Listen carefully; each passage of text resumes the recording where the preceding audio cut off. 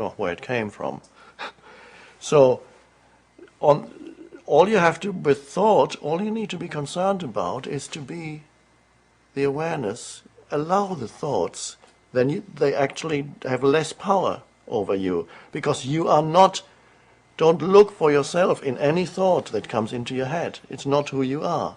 They're just thoughts. It's not who you are.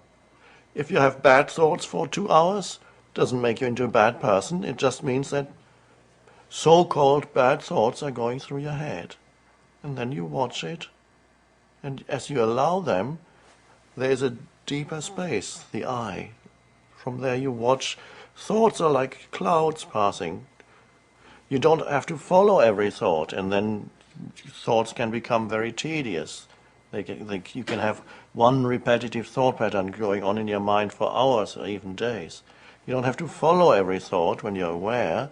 You watch the thought. There it comes. What you're going to do to this obnoxious person. I'm going to kill this obnoxious person. Comes the thought, and then the thought drifts out of, and the awareness remains. And then it's lost power already. It's nothing. So you find a spacious relationship with your thoughts.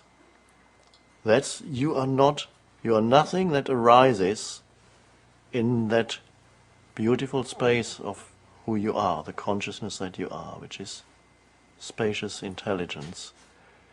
None of that is who you, they are forms, they come and go. So thought is not a problem. Be there as the witness to what goes on inside you. Then change happens by itself. The mind will always have good and bad, up and down. It has polarities. But that's not who you are, and you don't have to act on it.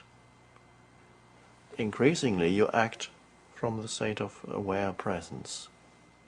Action can come from the limited mind, and it's not usually skillful action, or action can arise out of the state of aware presence. So that's the end of guilt. What's the test? I mean, how do you know?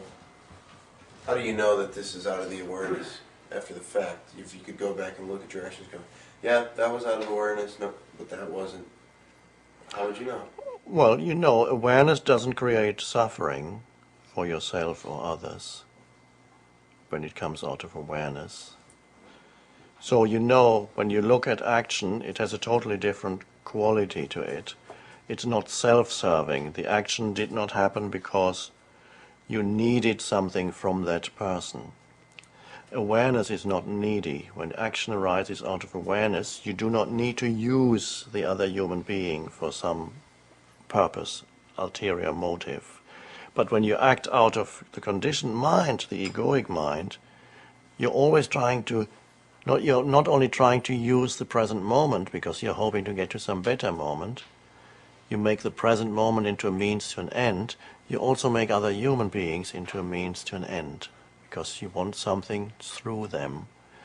So that's where you want to be with this beautiful woman, because you want to be seen with her, or you want to conquer her, and so enhance your self-image, or you want sexual pleasure from her, but you want something. If you're acting out of awareness, the acting is not under the law of wanting. It's not that you want anything. And that's also where loving action can only arise out of that, because love does not want anything.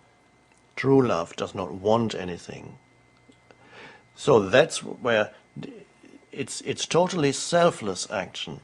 And when you look back on it, you can see very clearly whether there was self in the action, you wanted something for yourself, to enhance yourself, or whether that was truly action totally free of self.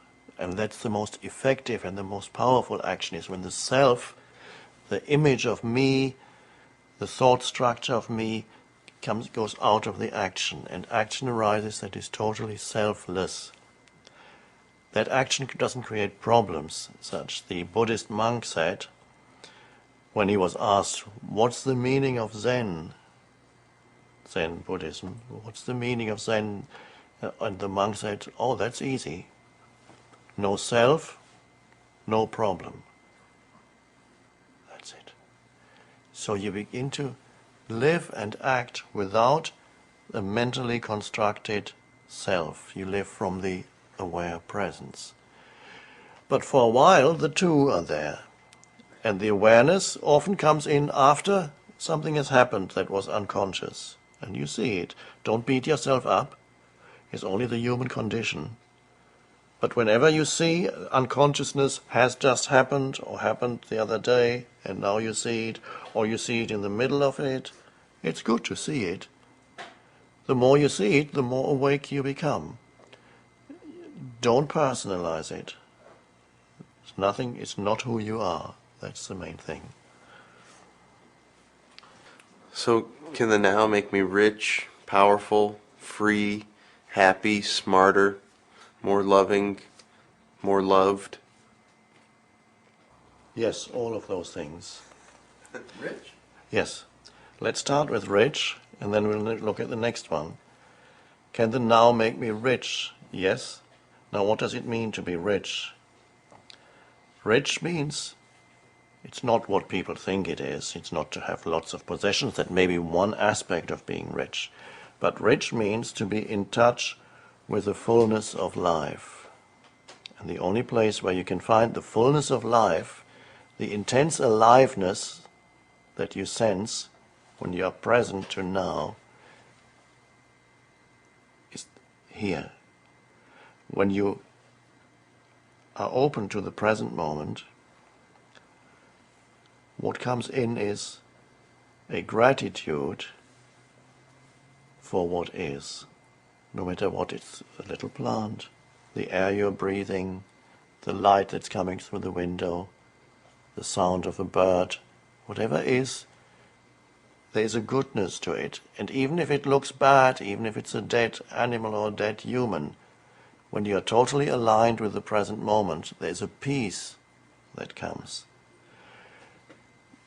into your perceptions.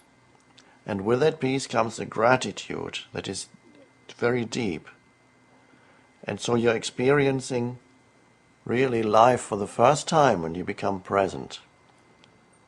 And so to be in a state of gratitude for what is really what being wealthy means. The present moment is always enough. And so the definition of wealthy really is to have enough, to feel already the fullness of life, an expression that Jesus used. He said, I want you to have the fullness of life. And people didn't quite understand what he meant. Was Jesus talking about shopping malls? That you have 500 shops in one huge shopping mall and you have thousands of things to choose from? Was he predicting the arrival of shopping malls? Is that the fullness of life? You can walk around and buy, and you have lots of money and credit cards and you can buy anything you like. Now there are people who can do that. They are not happy. So then he's not talking about the many things when he talks about the fullness of life. He's talking about the one thing. It's to feel the intensity of being alive.